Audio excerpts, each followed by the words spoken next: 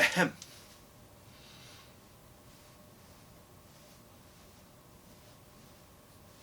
Do-do-do, do-do-do-do-do, do-do-do, do-do-do-do-do-do, bum bum bum bum bum bum bum bum bum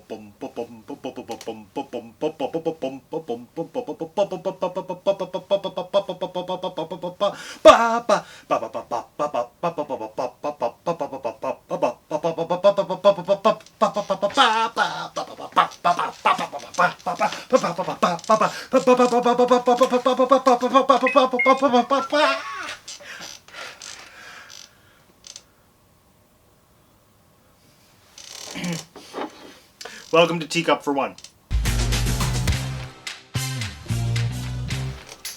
My name is Matt, and I have 2 degrees, and welcome back to yet another episode of the Great Movie Marathon, a 12-week celebration of Disney's Great Movie Ride, an attraction that celebrated the greatest films in cinema history, very few of which were actually produced by Disney, which is kind of weird because it was at a Disney park. Seriously, there were only 2. There was Mary Poppins right at the beginning, and then this week's film, Fantasia.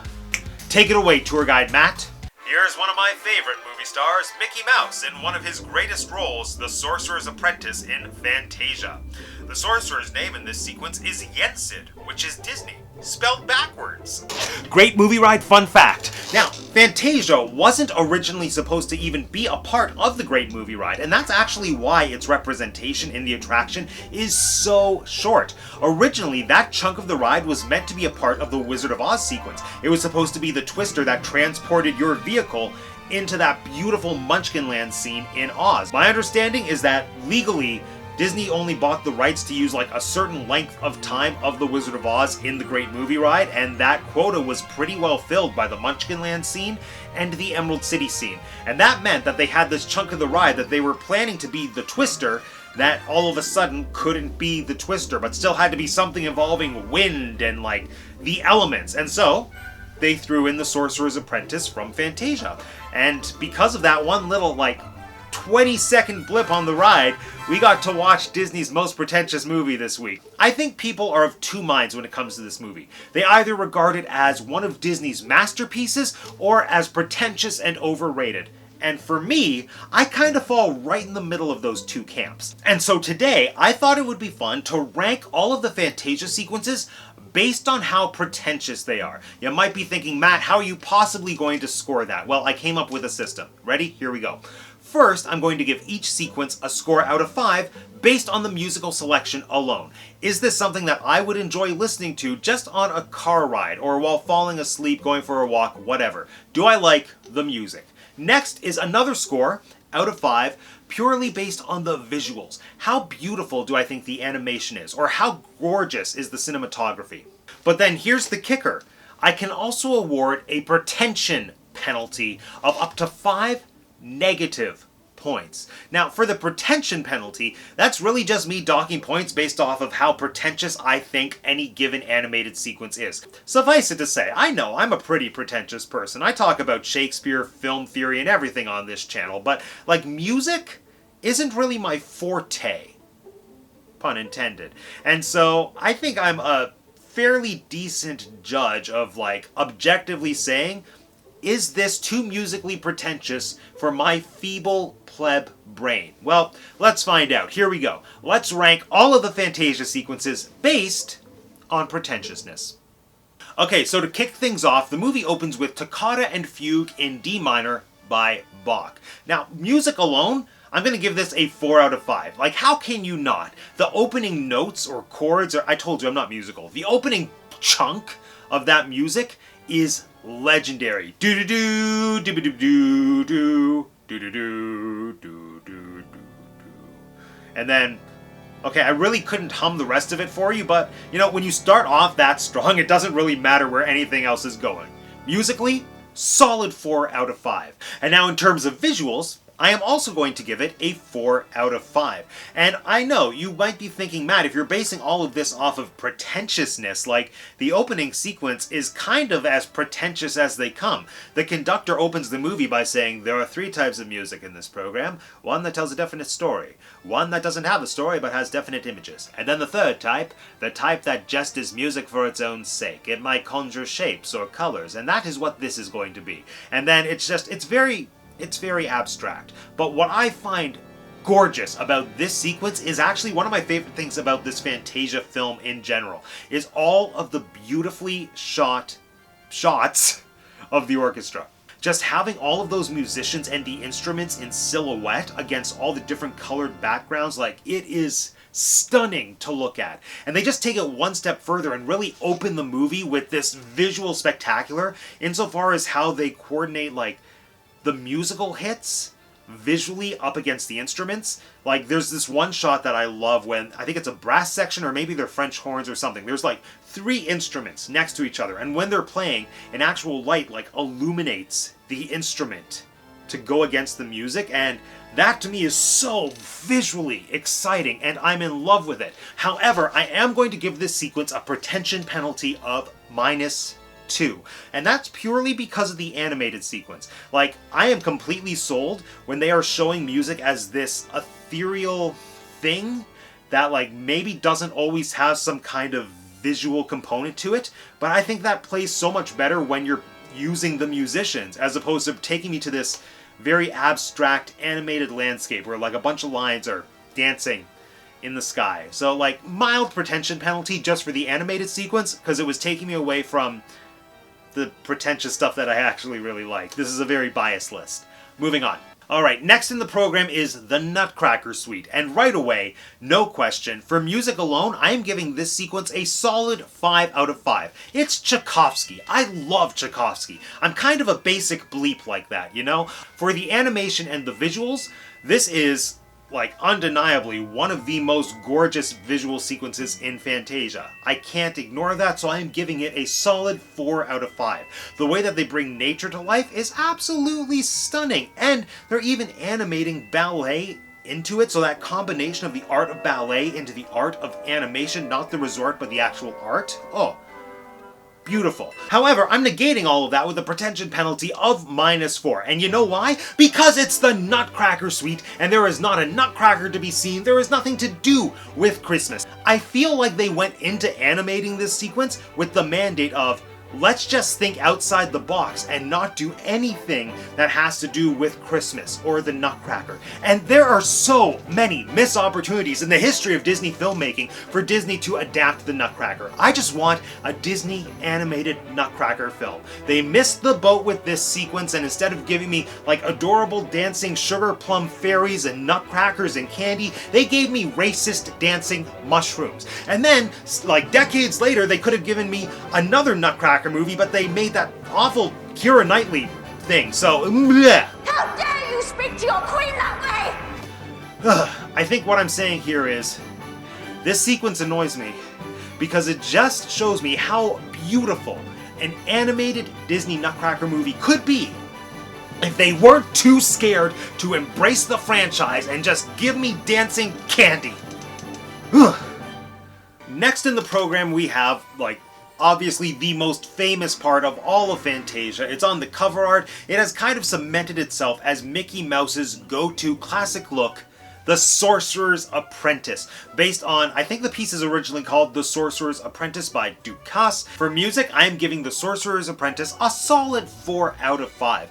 Is this a piece of music that I would listen to and enjoy if it weren't for this sequence in Fantasia? It's impossible to know, but this is what I do know. It's not a piece that I'm familiar with in my day-to-day life, like to the same degree that I am the do-do-do-do, or the Tchaikovsky Nutcracker Suite, but it is still quite the toe tapper. Like, a day or two after Fantasia, I can still hum that little ditty. Do-do, do-do-do-do-do-do-do-do-do-do. And I think that's the, like, indicator of a great piece of music.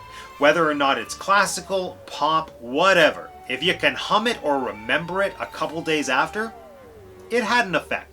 And as for animation, obviously, 5 out of 5. This is classic Disney. You don't get more Disney than Mickey Mouse in The Sorcerer's Apprentice. And you know what? It is not getting any pretension penalty from me, because this is everything that I want from something like Fantasia. It is bringing a story to life, a narrative story to life, using the musical cues from this beautiful composition. Next in the program is Rite of Spring by Stravinsky, and it's actually pretty enjoyable. For music, I'm going to give it a solid 3 out of 5. I remember enjoying the music, like it didn't hurt my ears. I couldn't necessarily hum any of it for you right here, right now, but I could recognize solid music. For visuals, I'm also going to give this one a solid 5 out of 5. I think that this is absolutely on par with The Sorcerer's Apprentice. And what I love about the Rite of Spring sequence is that it is showing us classic Disney artistry in a way that we don't really see all that often.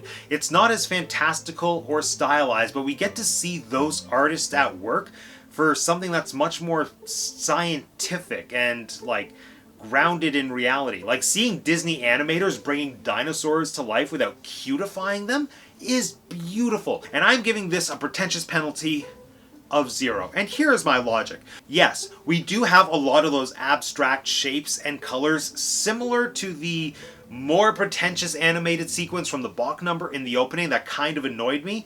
But in this one, all of the abstract images have some rooting or some footing. We all know that it's born out of this bigger story about how science tells us life was created, and it's all building towards something, towards the creation of the dinosaurs and the fall of the dinosaurs. They even introduced the sequence by saying that he wrote this musical composition like surrounding the idea of primitive life. And I think that is the key to creating something really special in a project like Fantasia. You take the artist's original intention and then you interpret it. Like, it's not like taking, say, a musical composition that was meant to be a celebration of Christmas and candy and fun, and then totally throwing that out the window and creating your own thing with racist mushrooms. Sorry, that Nutcracker sequence really annoys me. Rite of Spring, however, the sleeper hit of Fantasia for me. Next in the program was actually a delightful surprise for me, and it was the intermission. The thing that I really liked about the intermission was that it was showing us those orchestra members, the ones that I said I love watching, and then just getting to see them like partake in a jazzy jam session, that was a ton of fun. And then seeing them mess up when the percussion instruments fall, like, ton of fun. So, for music, because of the jam session and just seeing them kind of mess up, I'm going to give this a 4 out of 5. And for the visuals, you know, you got that cute little soundtrack sequence, which is everything that I love about Fantasia. Fusing the science with, like, beautiful animated artistry. So much fun. There's not a ton, because it's like just a little wavy line bringing sounds to life, but I enjoy that. So I'm going to give it a 3 out of 5. And pretension penalty? 0. Just because I enjoyed it. Alright, so coming back into the programming after the intermission, we have Ludwig van Beethoven's The Pastoral Symphony. For music, I'm going to give it a 3. 3 out of 5 is kind of the score that I tend to give music that I remember being okay, but that I couldn't tell you what it sounded like now, like a day after having heard it. But it's Beethoven, you know? I know Beethoven knows more about music than me. I know Beethoven is Beethoven. So obviously I'm not going to give Beethoven a score lower than 3 out of 5. For animation, I am giving Pastoral Symphony a solid 4 out of 5. I think objectively speaking, there's definitely a case to be made for this being the most visually spectacular part of the entire film. And how can it not be? It's Mount Olympus and mythical creatures. And what I find really beautiful about this part of the movie is that I think you see a lot of precursors to character designs for future Disney characters.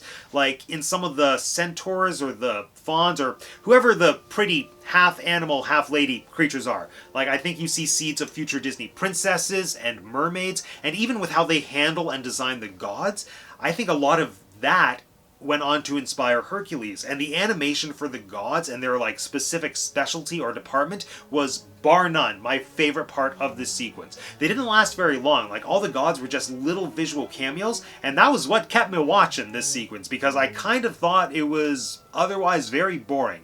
Like, he can only prance around for so long. And because of that, I am giving this sequence a pretentious penalty of -2.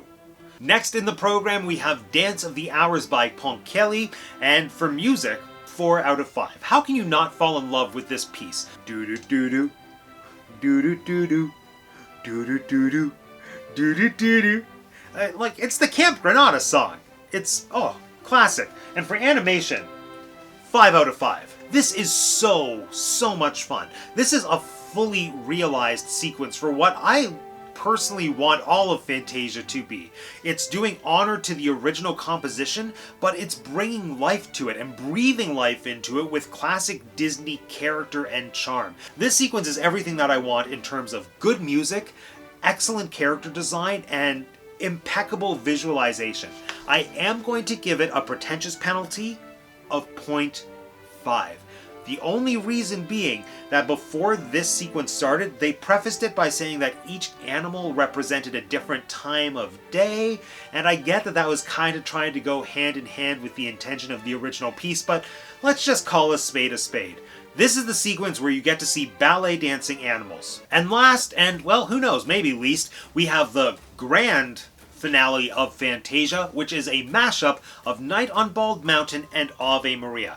Actually, I don't even know if you could call it a mash-up, because it's just one followed by another. It's more like a smash-up. Whatever. For music, you can't deny that these are two classics. Like, who am I to say they're not great? So they're going to get a 4 out of 5. I wouldn't choose, really, to listen to them ever, but they're beautiful compositions. So, 4 out of 5. Now, animation? Again, it's a reluctant 4 out of 5. It's not my favorite animation, but I can't deny that it is beautiful. Chernabog, character design there, has scarred generations of children, and that's nothing to be scoffed at. I mean, look at this guy. He's terrifying. That wingspan, incredible. And there's this one moment that I never noticed before that I thought was genius. Right, as the sun is coming up and Chernabog is going away for the night, his wings close, and then he becomes the mountain. I mean, maybe I just wasn't paying enough attention to this sequence the whole time to realize that that's what he was, but I think that's genius. And then and then it moves into Ave Maria, and the animation there is just, it's fine, it's pretty to look at, and this sequence just kind of puts me at a standstill, because in a lot of ways it checks all the boxes for what I've been looking for in my ideal Fantasia sequence. Memorable music, beautiful animation, a clear story that's catering to the original composition, but also, I don't love watching it. It's just okay. Can I call it pretentious? Not really, but I don't love it, and so I'm going to abuse my power as the keeper of the pretentious penalty points to just dock 1 point from this, because, I want to. Alright friends, so there we go. I have now officially rated all of the Fantasia sequences based on music, animation, and pretentious penalty. The only thing left to do is to tally up the scores and see where everything ranks. Alright, coming in at the bottom, tied with 5 points, we have the Nutcracker Suite and the Pastoral Symphony. Now, since these are kind of at the bottom of my list, I feel like, what does that tell you about me? I have no sense of or appreciation for fantasy. Moving on. Next, with 6 points, we have Bach's Toccata and Fugue in D minor. It could have come in really high in the rankings with 8 points if it wasn't for that little animated sequence. If you just let me see all the musicians doing their thing, you would have ranked higher. Coming in next with 7 points, we have the Night on Bald Mountain Ave Maria Smash Up, which, I mean, I can admit it's a beautiful sequence. This was totally just personal bias. I just don't like it. It's fine, it's good. I'm just not going to rewatch it anytime soon. In fact, you know what I will rewatch probably many times before I go back to Night on Bald Mountain / Ave Maria Smash Up? The intermission sequence. The sequence that isn't even really a real part of the movie, but just brought me so much joy to watch. Intermission also came in at 7 points. So technically, it's tied with Night on Bald Mountain / Ave Maria Smash Up, but in my heart, it's a little bit higher. Okay, now this is exciting. We are down to the wire. We have moved into my picks for the top 3 Fantasia sequences. Coming in at number 3 with 8 points, the beautifully realized synthesis of science, classical music, and dinosaurs, Rite of Spring. Coming in at number 2 with a score of 8.5, the sequence that I was very very close to ranking as my favorite part of Fantasia overall, but I didn't. Dance of the Hours, also known as the delightful animal ballet. So good. And if Funko is watching this, you already gave us the ballerina Hippo. I am going to need the ostrich, the elephant, and the gator crocodile thing to complete my ballet troupe. Please and thank you. And coming in at number 1, it's no surprise, it's Sorcerer's Apprentice. How could it not be number 1? It gets a 9 out of 10. I mean, and it really gets a 10 out of 10. It's perfect. It's Disney magic at its finest, but we all knew that Sorcerer's Apprentice was going to be number 1. But it's a well-deserved spot, it earned its place, and there you have it, friends. My personal ranking of Fantasia sequences based on pretentiousness. Plus, you know, music and animation. But I'm curious to know, what are your picks? Do you agree with my rankings? Do you think my rankings are totally off? Let me know in the comment section down below. And for now, friends, this concludes yet another episode of Teacup for One and the Great Movie Marathon.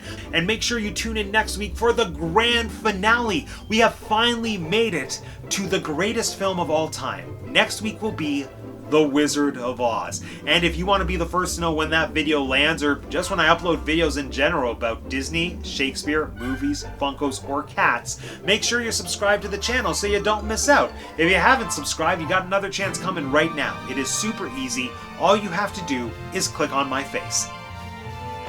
Thanks for joining me today, everyone. My name is Matt, and I have 2 degrees, and that's the T cup for one.